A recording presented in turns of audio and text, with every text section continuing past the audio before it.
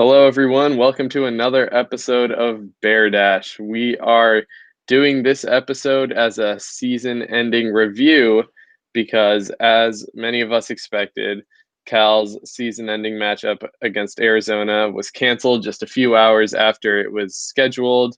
The Bears and Arizona both had positive tests, and the game just wouldn't be able to be played on schedule. So Cal's season officially ends at 1-3. And today I have with me a guest star because Jasper is actually working on some finals right now. Hi guys, my name is Emily Oman. I'm also a beat reporter for the Cal football team, and I'm super excited to be here. Got some big shoes to fill. I always tune in and see how you guys do, and I'm excited to be doing it with you this time. So obviously Cal's 2020 did not quite live up to expectations, but there were a lot of reasons for that. So Emily and I are going to break down what happened in 2020, what the different circumstances are, how the team performed, and what Cal will look like moving forward. So, why don't we start off with just general takeaways? Emily, what can we take away from this whirlwind of a season? Well, again, thank you so much for having me on. I'm super honored to be here. But I think that my biggest takeaway is that Cal's 1-3 record is not indicative of the talent of the team whatsoever. The Oregon State game, that was lost due to special teams errors, which I know that you've talked a lot about on this show before because they were so egregious. Whenever the Bears had to punt, they gave the Beavers impeccable field position, like just on a silver platter. Nearly every one of punter Jamison Sheehan's punts landed around Oregon State's 25 or 30-yard line. And when you have a running back as dangerous as Jamar Jefferson, that's a death sentence. Oregon State capitalized on all of those. They got a touchdown off of two of those, a field goal off another, and then they blocked his last attempted punt. So it was a bad day for Sheehan. It's hard to place a lot of blame on one individual, but that's in the end what broke the Bears. Overall, though, I think that it was a pretty well-matched game. Otherwise, Cal had 315 receiving yards to Oregon State's 155. Chase Garbers clearly had a field day. He had 52-yard long pass to sophomore Makai Polk, and it was just magical to watch. The entire receiving core was really on fire. Garbers wouldn't have had the game he had if not for Keikoa Crawford's 10-catch day. Not to mention that 5 starters were out, all offensive players, most of them on the O-line, and they were still able to have their most prolific offensive game of the season by far. So, I think the stats tell a super different story than the final score of that game. The Stanford game was a very similar story, as I'm sure every Cal fan has branded into their memory at this point. What could have been the tying extra point from kicker Dario Longhetta was blocked, and the Bears lost the game 23-24, just one season after reclaiming the axe.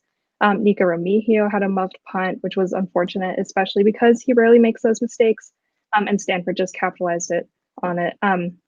Otherwise, Cal really went tit for tat with them. Both teams had 4 sacks. The Bears outrushed Stanford, but the Cardinal outpassed the Bears, so it was pretty evenly matched overall. The Bears were way better at defending the run than they were against Oregon State. They actually got quite a bit of chunk yardage themselves. So I do think that the Bears played better against Oregon State overall than they did against Stanford. I feel like they should have beat the Beavers for sure. But I guess my point overall is that the 1-3 record is not reflective of the Bears season whatsoever. I think it's easy to look at that or at the standings in the Pac-12 North as a Cal fan and kind of lose hope. But I think that the level of play has been impressive, especially considering the lack of starters and, all in all, the baddie circumstances of the year. I don't know if they would have won against UCLA. There's lots of excuses that can be made there. But I think that's the biggest takeaway for me, that they still played at a very high level. Yeah, I think you hit the nail on the head with the fact that Cal should probably have more than one win, even with just the 4 games, because those middle 2 games could probably be attributed to special teams causing the losses. But I mean, the record is what it is. The coaches will own that. The players will own that. But for me, the biggest takeaway from this season is that Cal is still on the right path to contend in the Pac-12 North next season. I mean, they were, like you said, finished or projected to finish second in the Pac-12 North this season, and I think they're right on track to be up there with UW and Oregon next year. Obviously, this year didn't go as planned, but there were so many things the Bears had to deal with this season that hopefully, fingers crossed, with the vaccines and everything, that shouldn't be issues next season. I mean, Cal had so many starters miss games due to COVID. Like you said, half the offensive line was missing for two of the games. I mean, Curhan, Will Craig, Daltoso, guys like that were just constantly out. Cal had starting linebackers out, tight ends. And when you have that many players out at once, that's when things get tough because injuries, like every team deals with injuries. You have them here or there, and that's what depth is for. But when you have like entire position groups just being decimated, that's when they kind of become valid excuses.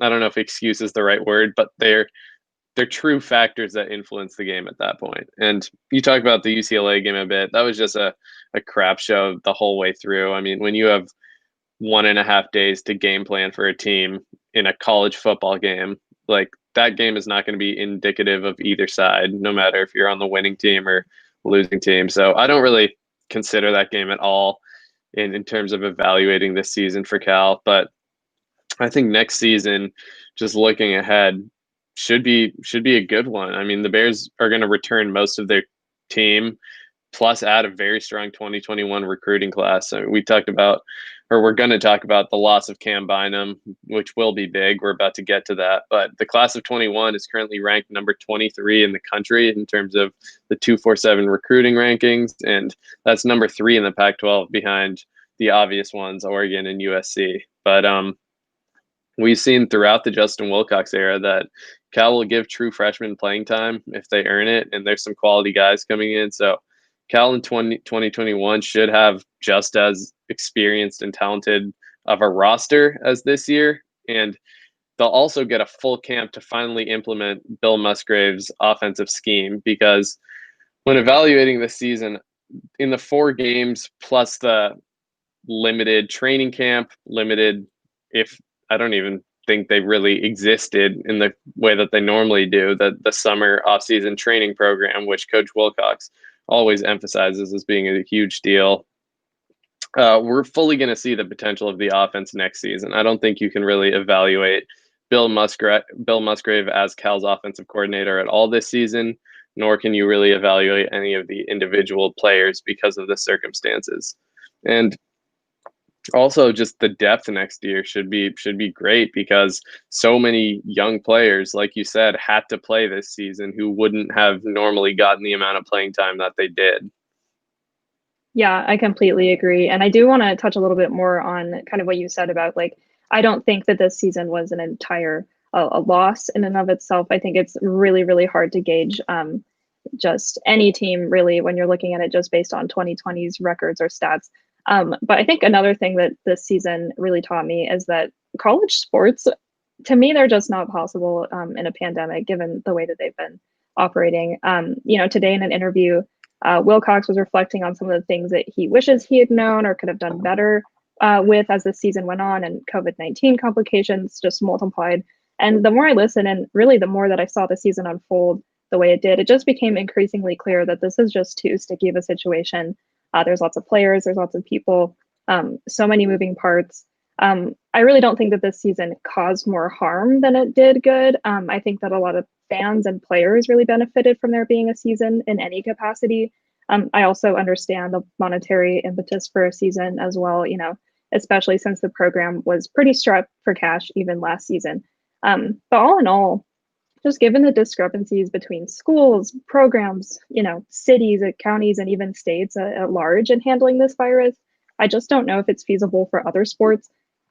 Football is lucky because it has its kind of padded budget, but there are a lot of other programs and teams that have much smaller budgets, and they really can't afford to spend that much on travel just for games to get canceled. So I think it's lucky, because they can learn from football. I don't think the season was a total loss, and I certainly don't think that it was a step back, like you said. But I do think that it's foolish to sort of think that college sports can just carry on in this way if there's nothing happening in the world. Yeah, and we can only hope that next season will be back to relative normalcy. I don't know if we're going to see fans in Berkeley or anything like that. There might be some limited fan availability, but hopefully, I think what we're all hoping for is just that the players can finally, no games will be getting canceled, no entire position groups will be getting decimated. That's what we're hoping for, is that the football can be played how it is supposed to be played. Because this season, like, the reason why it's so hard to even say what we take away from the season is because you can't even really treat it like a season. It was just 4 games that were randomly scattered throughout the fall, that were just thrown together matchups sometimes, and players missing. Like, it's just so hard to even evaluate, which is why my evaluation kind of has a bit more to do with the future, looking forward. Like I was saying about the young players, they definitely benefited from this situation, because there were players like Craig Woodson and Mo Iosef on defense who are going to be better prepared for the future because of this season, or Damian Moore and a bunch of offensive linemen like Ben Coleman, Goal.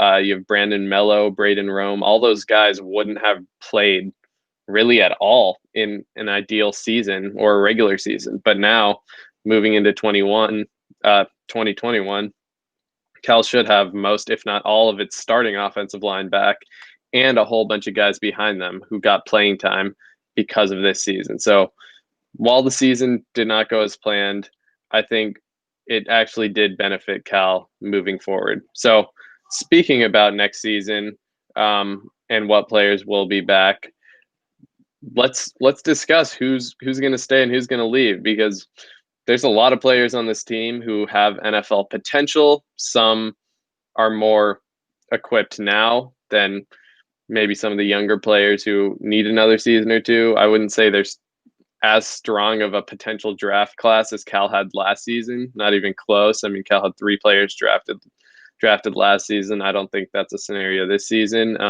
But Coach Wilcox said in a press conference today that some seniors have made decisions whether to come back and some have not yet. He's going to let those players announce it on their own. He's not going to do a team announcement as a press conference before the players have had a chance to let their fans and family and friends know themselves. But Wilcox did say that he's going to try to have all decisions in by mid-January. So let's start it off, Emily. Who's someone who you think will or won't be back next season?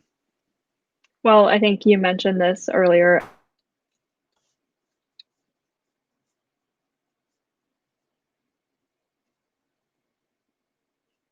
All right. It seems like Emily is frozen, so hopefully she comes back, but I will take over for now. So I think the one we can start with is Cam Bynum, because he originally said he was coming back for his senior season, right? And then all this COVID stuff happened. So when that happened, he said, okay, scratch that. It was seeming like the Pac 12 was canceled. It was seeming like Cal's season was canceled. All of college football was canceled. So he said, all right, I'm going to go ahead and declare for the draft. Now, after that happened, the Pac 12, as you all know, got sort of peer pressured into coming back. And like the Pac 12, Cam Bynum also got a bit peer pressured into coming back. And that's the decision he ended up making. So it was a bit of flip flopping. He did decide to come back and he played well, but I don't think there's any chance he comes back again in 2021. I think he was ready for the NFL draft. He had enough film even without the season. And now with these extra 4 games, he definitely made some highlight plays and proved that he still has the consistency year in and year out. So I think he's gone for the draft. Definitely. He hasn't made a formal announcement, I don't believe, but I think it's pretty implied that this was Bynum's last season, regardless of what happened. Hey, Emily, do we have Shailin, you back? can you hear me at Yeah, least? you're good. You're good. Okay, even if my video is a little bit fuzzy, as long as you can still hear me, we can just Nope, try to you're go with back. that. Do you have anything else If to add you about still Bynum? can, let me know. Do you have anything else to add about Bynum? I really don't. I agreed on everything that I was able to hear you say. I really think that, like you said, like I'm pretty confident that he'll be departing. Especially since like you said, he did have a good enough draft stock before this whole thing started.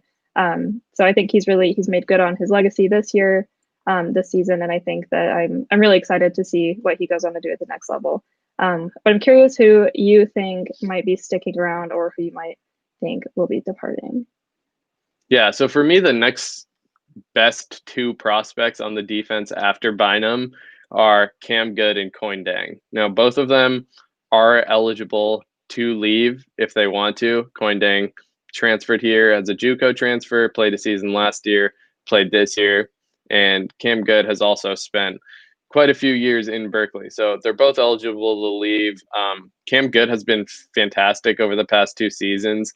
He had some injury history prior to the past couple seasons, but since then he's played extremely well. He was Pac-12 honorable mention in 2019, despite being third in the conference in sacks.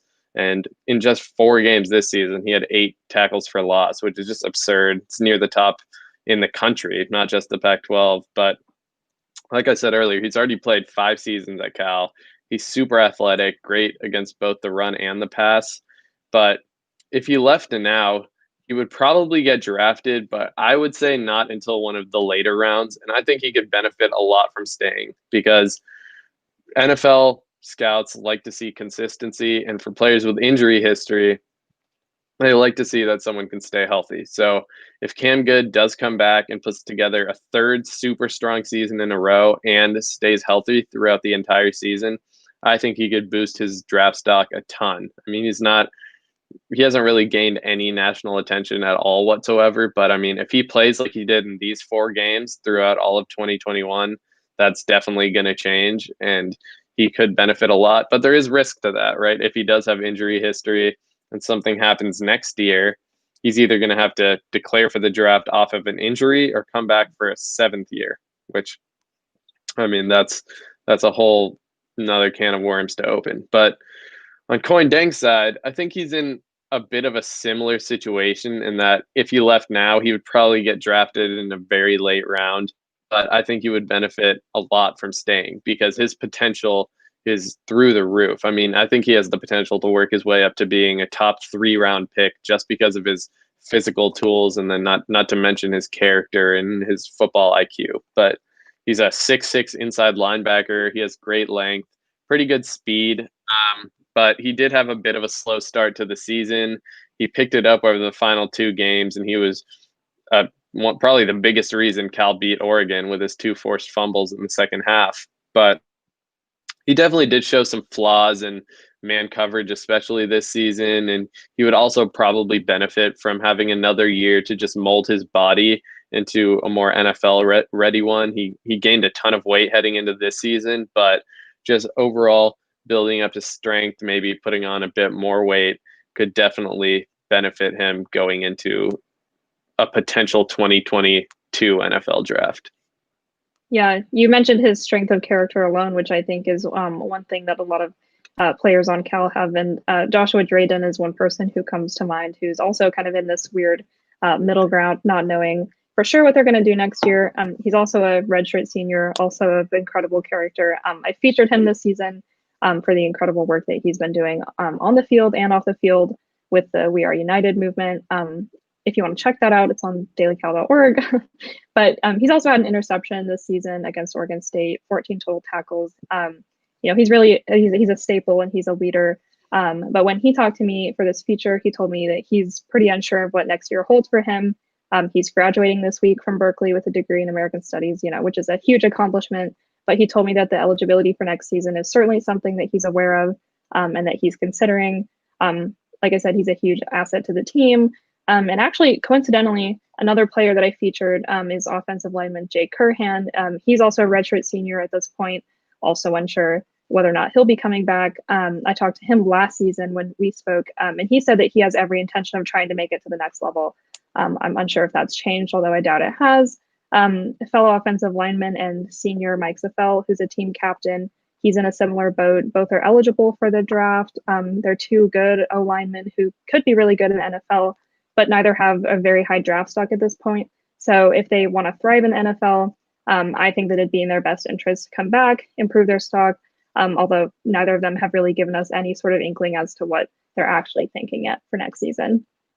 Yeah, and we forgot to mention this. I mean, pretty much everyone knows by now, but there is no eligibility taken into account this season. Anyone who played this season can play next season too because the NCAA gave an exemption for this season for obvious reasons. But we should be getting all these players we're talking about. Coach Wilcox, like I said around mid-January is when he kind of wants an answer from these players. So I'm assuming they're all going to be making their announcements in the coming weeks. I mean, it is the holiday season right now. They probably have a lot on their mind. It's also finals week in Berkeley, so probably not thinking too much about it right now, but I think we'll be getting those decisions once the new year starts. And then there's a couple more players too. Zionde Johnson, we talked about some players being here for a while. This was his sixth season playing for Cal. He was a sixth-year senior this year. He did have, and I featured him as well. He did have NFL aspirations, and I think those are still part of his goals. But I mean, coming back for his seventh year is a big deal, and it's a very big decision you have to make because that's being in college for a long time. And for me, it really comes down to whether he wants one last shot at the NFL because I think if he declared this season, I don't think he would get drafted, but he definitely has a chance to have a strong 2021 season. And I mean, it could go either way. He's a super smart and likable guy who I think would have a very bright future, even if he decided to hang up the cleats and, call his Cal career over. But he's also the type of player who has made Pac-12 all Pac-12 honorable mentions list, and he could potentially make a jump if he decided to come back. So I really have no idea where his mind's at. I mean, it would be awesome to have a seventh-year senior playing on the team, but I mean, I really have no idea what he's going to do. It's kind of the same situation with Elijah Hicks, the safety who's been here for a while. I think he wants to play in the NFL too, but his draft stock isn't quite up there, especially because he switched over to safety and he's only played 4 games at the position. So if he really wants to cement that move to safety and try to become a safety at the next level, he would definitely benefit from returning. And it's the same thing for a lot of the players on offense. Christopher Brown Jr., Kakoa Crawford, even Chase Garbers, players like Nico Remigio, they're all eligible, but I would put money on all of them staying just because none of them are really draftable yet. And they all, in my opinion, have the potential to possibly get there with a strong 2021 season. Yeah, well, you just actually named some of the strongest players on the team. They've had incredible seasons this year. I am pretty positive that they would have even better seasons next year when there's a lot less going on in the world to worry about. But this kind of brings me to our next point. I'm curious to know who you think the Bears MVPs were in 2020. I know that they only played 4 games. They canceled just as many games as they played, but there were still a couple players who really stood out. So I'm curious to hear either offense or defense who you think made the biggest splash in 2020. Yeah, so offensively, even though it was a super inconsistent season all around, like I said, it's hard to evaluate from just 4 games. But for me, it has to be Chase Garbers. I wouldn't say he improved that much from last season, but he's still the quarterback of the team. The offense goes how he goes. And considering the circumstances, he did pretty well. I mean, he didn't have his starting offensive line or starting tight end for half the season, and he was learning a brand new offensive system with very limited preparation. And he was still a reliable quarterback through all of that. His numbers aren't flashy at all. They're very similar to last season in that most of his games he threw for under 200 yards. But there was the game you were talking about against OSU where he had 315 yards, and he finished the season with a respectable 2-to-1 touchdown to interception ratio and completed 63% of his passes. And that's including the UCLA game, which everyone on the team played horribly. So if you take that game out, those stats are significantly better. So, I mean, for me, there are a few other options, but the reason I'm going Garbers as Cal's offensive MVP is that he was really the only consistent player on the team because the top 3 receivers, Polk, Remigio, and Crawford, kind of just rotated who was the number 1 receiver on any given game. And the offensive line was consistently shuffled, and there were pretty much 3 running backs who all got relatively equal playing time. So Garbers was the constant go-to. He still had that clutch factor. He ran a successful 2-minute drill in the big game again, but this time it was ruined by special teams. He made some big plays in the win against Oregon, and he showed, I think the biggest thing is that he showed he can be successful in Musgrave's scheme moving forward. He was very comfortable playing under center. He was pretty good throwing on the run, especially on designed bootlegs, but also He showed his ability to scramble and keep drives alive with his feet. He needs to work on his accuracy and decision making overall still, but I think he's on track for a big season in 2021. Um, I'm curious who you had as your offensive MVP. Well, you talked a lot before this kind of about the depth that Cal possesses and how a lot of the younger players have really had to, step up and rise to the occasion because many of the starters have had to miss so much time, be it due to injury or contact tracing. And I think that the player that jumps to my mind in terms of rising to the occasion is Damian Moore. He's a true freshman running back. He's seen a lot of time this season because the Bears' usual starting running back, Christopher Brown Jr., has been out with injury for most of the season. And last year we kind of had this saying around the Daily Cal, like nobody moves the pile quite like CBJ. It's just a given. He's kind of freakishly talented at that and in every other regard at running back. So he really left some big cleats to fill with his injury. But Damian Moore has been such a powerful force on the field this year, and he has just risen up in every single way. I have to admit, I could hardly believe my eyes seeing some of the plays he made this year. He led the team in rushing yards with 188. He averaged 4.9 yards per carry. He also had the most rushes on the team with 38. So he clearly made quite a debut in 2020. He also became the first true freshman running back with more than 100 yards rushing in a game since Marshawn Lynch in 2004, when he rushed for 122 yards in the big game. Moore had 121 yards in this year's big game, and I just think that's pretty poetic. So if his story turns out to be anything like Marshawn's, I'd say that we can expect even more great things from Damian Moore in seasons to come. I think this kid's really got some swagger. He had an incredible season. I'm really excited to see what he does in the next few years. Yeah, So and if CBJ is back on the team next year, they're definitely gonna have to split their snaps because Damian Moore earned his playing time. He's gonna get a ton of carries next season too. So they could be in line for something close to a 50-50 split. But we only have about 3 minutes left. Who do you have on defense? I mean, it's got to be good. And there's been lots of jokes about Cam Good and how he's been, more than good. He's been great, and that's exactly what he has been. He's an outside linebacker. He's notched 8 sacks over the last 7 games, like you mentioned, which is actually the most in college football. And that alone is absolutely mind blowing. But he also has 13 tackles for loss, which is the 3rd most. So good is really just an understatement. I apologize for the pun again. I just can't help myself. But he has 19 total tackles this season, 3 sacks for loss, and 23 yards. He had the outing of the season against the Ducks. He had 1.5 of those 3 sacks against Oregon, 3.5 tackles for loss. He was just really incredible in getting into the backfield and stopping the run. He really shut down some of Oregon's greatest assets. When they played the Ducks, Oregon running backs CJ Friedel and Travis Dye, they ranked 4th and 5th in the Pac-12 in rushing yards, and he was just a brick wall. They could not get through him. Good just completely limited the Ducks' proficiency on the ground, shut down a huge aspect of their game, and I think that he was really crucial to that win. He also only broke one personal record this season, and that was his 3.5 tackles for loss against the Ducks. So, I mean, like you said before, he's always been skilled. He's an incredible asset to this team. Fingers crossed that he comes back next season. I'm curious to know who your pick is on defense as well. Yeah, I mean, there's a ton of players who played really well. Cam Good, Cam Bynum as well. Both of the Cams had great seasons. But for me, it's got to be Brett Johnson, just because of how decimated the defensive line was this season. I mean, it was just all him doing everything because Luke Beckett transferred. Aaron Maldonado, the starting nose guard, had a season-ending injury. The whole unit got quarantined twice. I think by the end of the season, there was only like 6 scholarship players available. But Brett Johnson had a huge true freshman season last year, and this year he got even better. He was still able to dominate as an interior lineman. He won't necessarily fill up the box score, but he was able to generate consistent penetration. He collapsed the pocket. He clogged up running lanes, and he was doing all this while getting double teamed. I mean, he still managed to finish 3rd on the team in tackles, and he did have a couple sacks, but I mean, guy who absolutely passes the eye test, and he's going to be a dominant force for Cal in 2021.